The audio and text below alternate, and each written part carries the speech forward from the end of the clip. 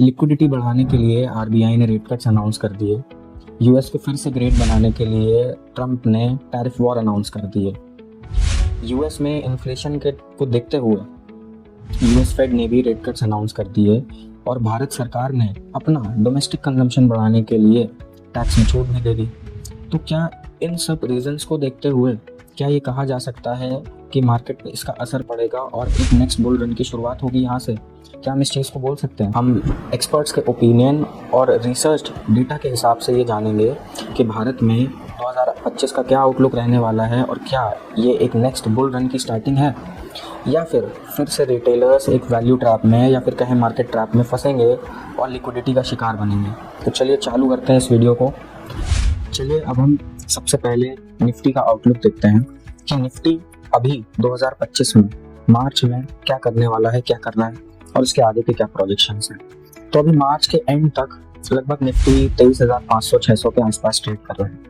अब अगर हम इसका बुल बियर और बेस सिनेरियो बनाएं तो कुछ बड़ी संस्थाएं हैं जिन्होंने अपने अपने प्रेडिक्शंस दिए हैं।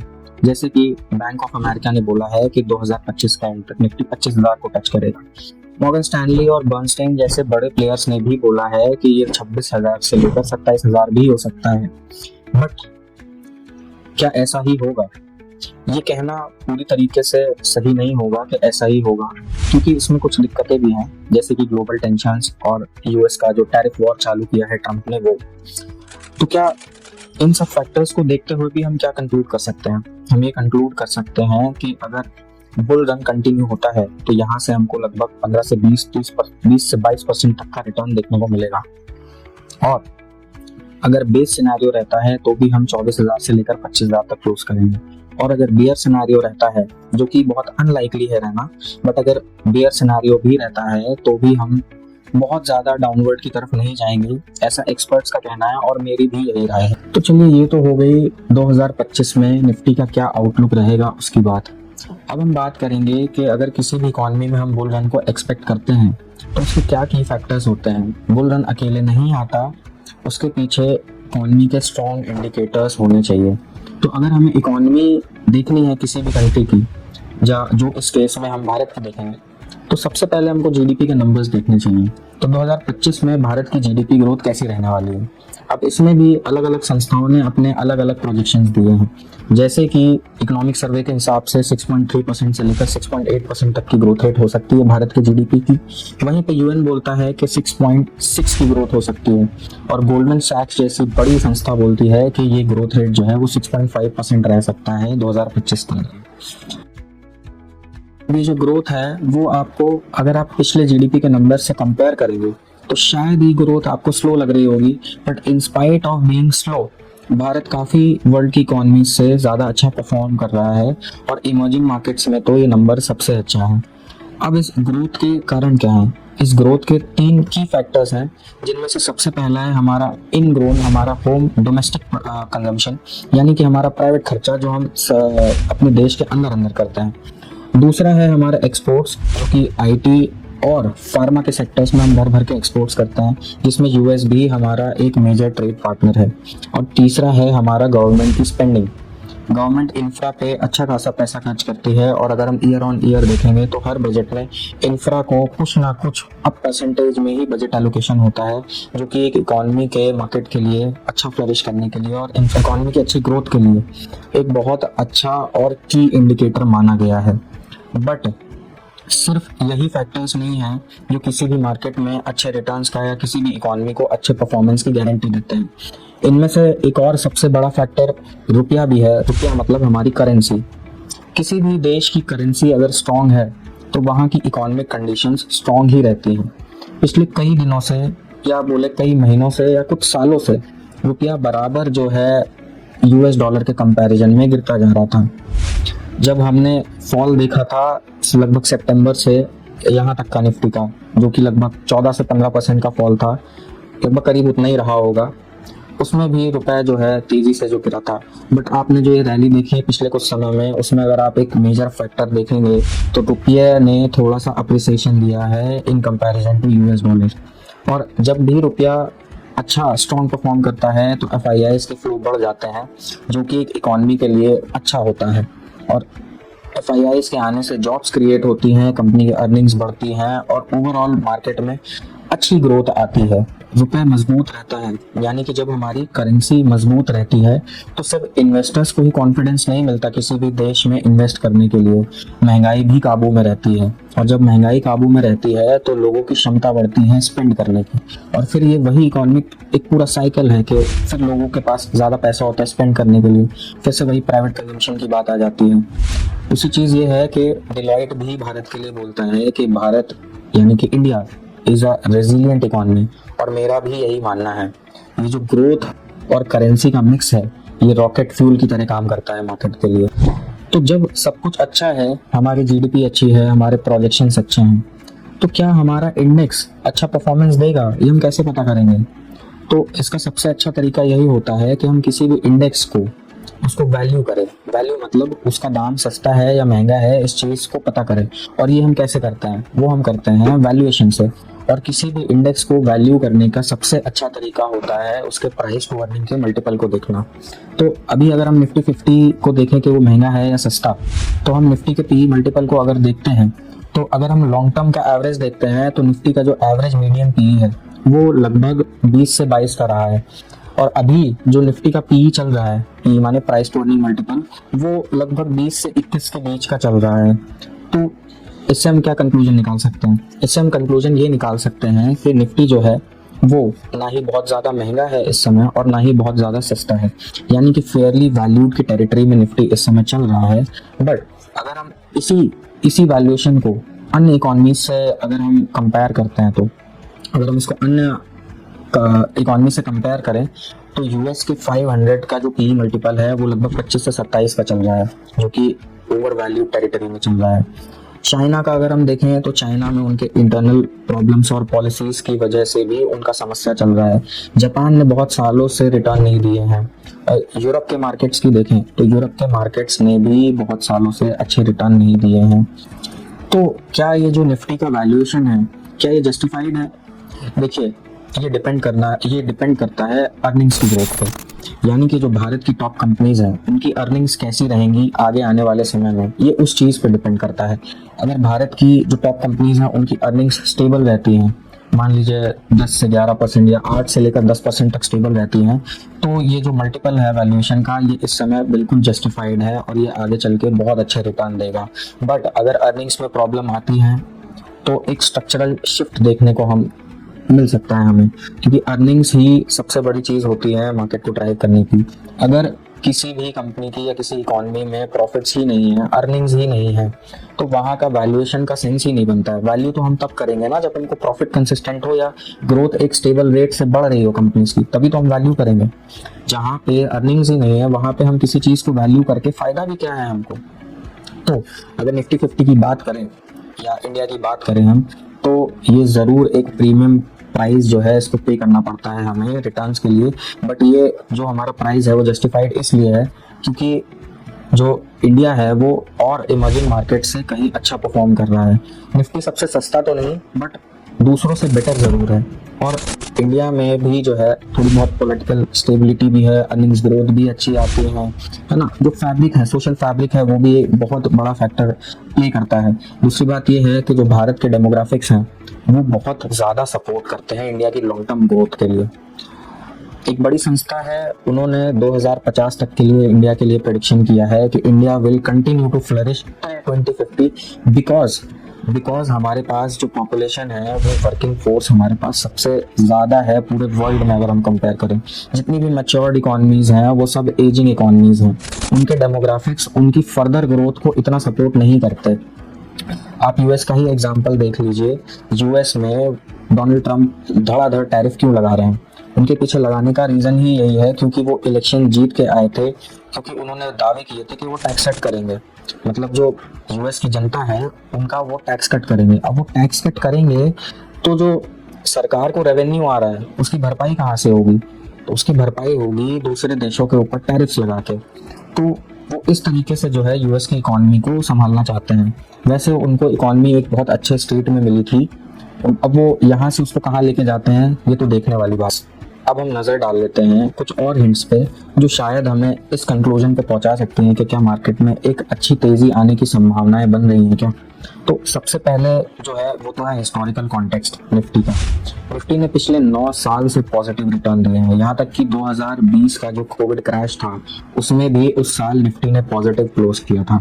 दूसरी बात यह है कि बहुत सारे स्टॉक्स ऐसे हैं, लगभग 7 से 8% ही स्टॉक्स ऐसे हैं जो अपने मूविंग एवरेजेस के ऊपर है।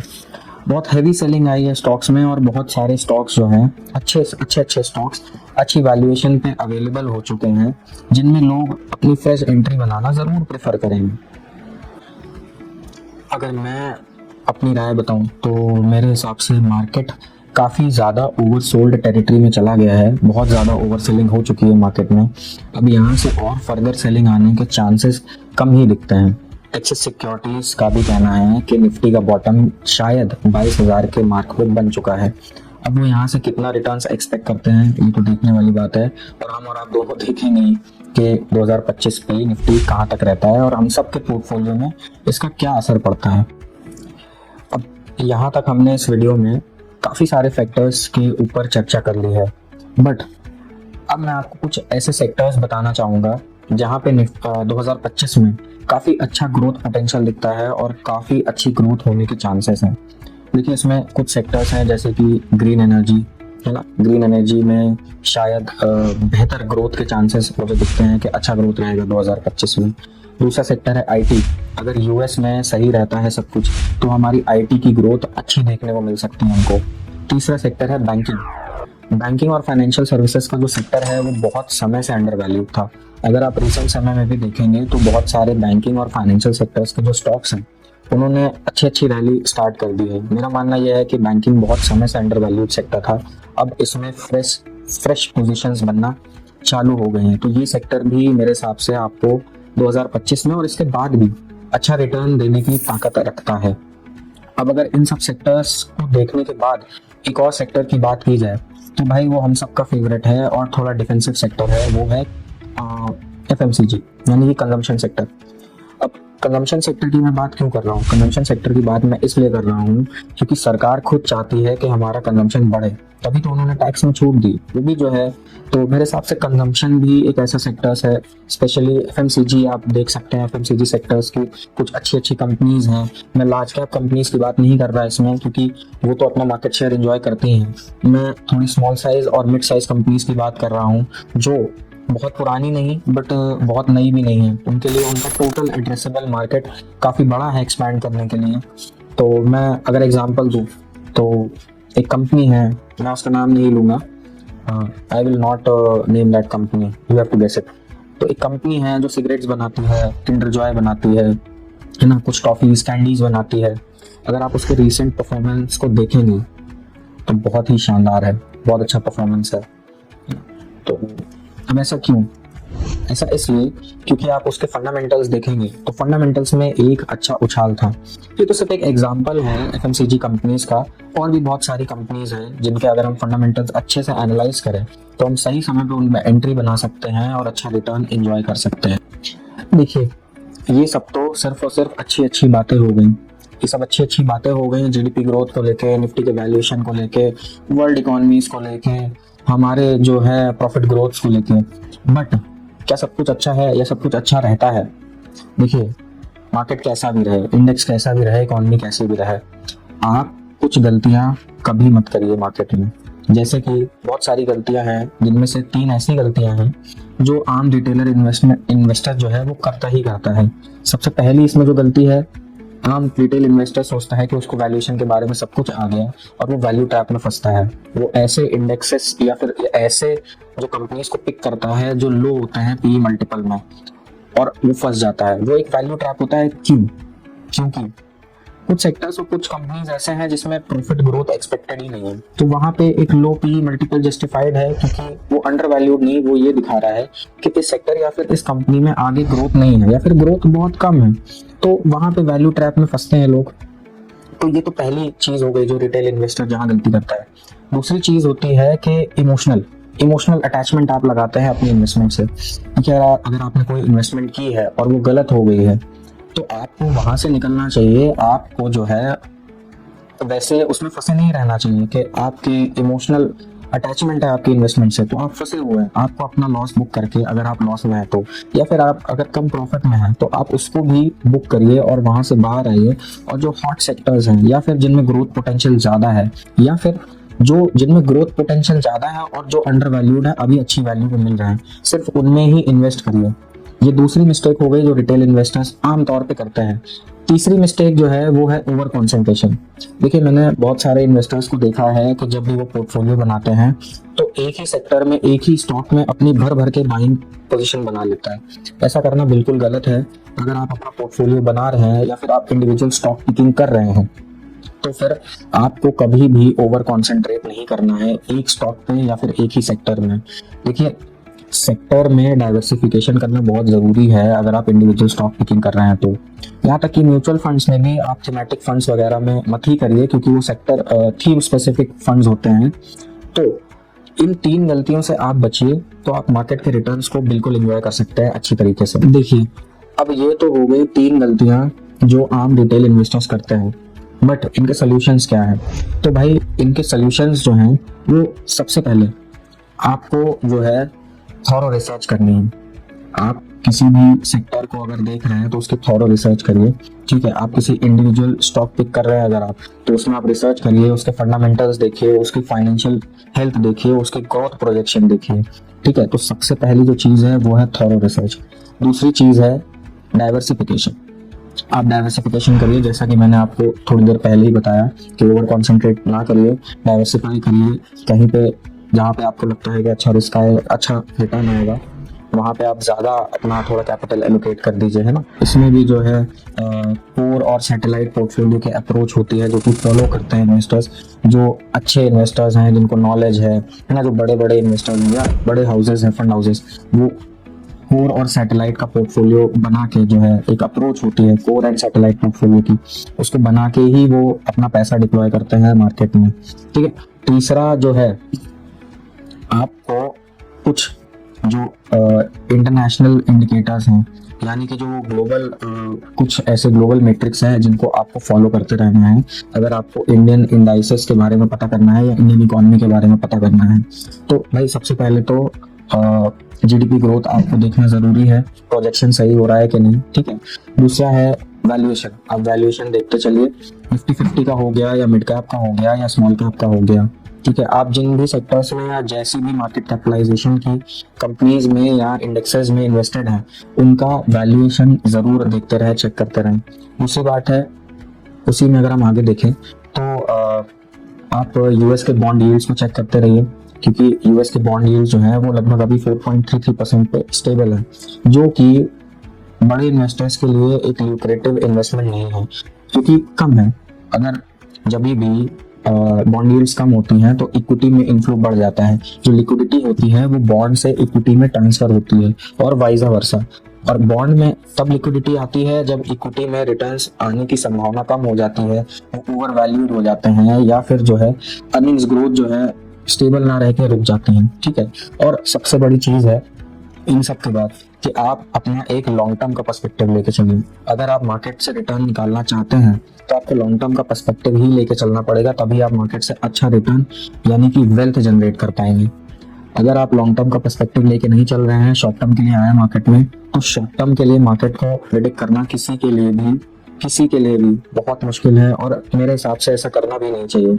आपको मार्केट को टाइम नहीं करना चाहिए, मतलब टाइम ही तो करते हैं ना लोग कि अभी खरीद लो बेच दो शॉर्ट टर्म के लिए। हाँ, आप एक छोटे कैपिटल से स्विंग ट्रेडिंग जरूर कर सकते हैं, जो कि एक बहुत अच्छी चीज है। वो भी आप तब करिए जब आपको इन डेप्थ नॉलेज हो, और उसमें भी वैल्यूएशन का बहुत बड़ा रोल होता है। तो अगर मैं इस वीडियो को अब कंक्लूड करूं तो मैं यही कहना चाहूँगा कि निफ्टी बहुत समय से एक अप ट्रेंड में ही चल रहा है। जो भारत की इकोनॉमी है और जीडीपी प्रोजेक्शंस जो है हमारे, वो बहुत समय से अप ट्रेंड पे ही चल रहे हैं, है ना। तो निफ्टी का जो मेजर ट्रेंड है वो बुल रनी है, ये एक छोटे छोटे करेक्शंस हैं जो कि आते रहेंगे जब जब वैल्यूएशन हाई होगा, जब जब बॉन्ड यील्ड्स में जो है उनके प्राइजेस जो है, उनका जो बॉन्ड यील्ड है वो बढ़ेगी, तब तब इक्विटी से जो है पैसा निकल के बॉन्ड में जाएगा और गोल्ड में जाएगा। पैसा जो है ऐसे फ्लो होता रहेगा डायनेमिक, मतलब मल्टीपल एसेट क्लासेस में। पैसा कभी भी मार्केट से निकलता नहीं है, रेगुलेट होता है, या तो वो इक्विटी में जाता है या बॉन्ड में जाता है, या फिर वो गोल्ड में या फिर वैसे असेट क्लास में जाता है, या फिर वो अगर निकलता है तो रियल एस्टेट में जाता है ना। तो अगर इस वीडियो को कंक्लूड करना चाहें हम, तो मेरा मानना यही है कि आप इन्वेस्टेड रहें, बुल रन हो या ना हो, लॉन्ग टर्म में आपको अच्छा रिटर्न इंडियन मार्केट्स ज़रूर से ज़रूर निकाल के देंगे। और ये मैं नहीं कह रहा हूँ, ये कहती है हिस्ट्री। चलिए इसी के साथ इस वीडियो को समाप्त करते हैं। और अगर आपको मेरा ये वीडियो पसंद आया, आपको ये कंटेंट थोड़ा वैल्यूएबल लगा, आपको इन्फॉर्मेशन पहुंची यहाँ तक और कुछ अगर नया जानने को मिला, तो इस वीडियो को लाइक करिएगा, सब्सक्राइब करिएगा मेरे इस चैनल को, और अपने उन दोस्तों के साथ जिनको फाइनेंस के लिए या फिर स्टॉक मार्केट के लिए या फिर जो इन्वेस्टमेंट करते हैं और उनको नॉलेज चाहिए इस चीज़ के लिए, तो आप उनके साथ मेरा चैनल ज़रूर शेयर करिएगा। चलिए बहुत बहुत धन्यवाद। जय हिंद।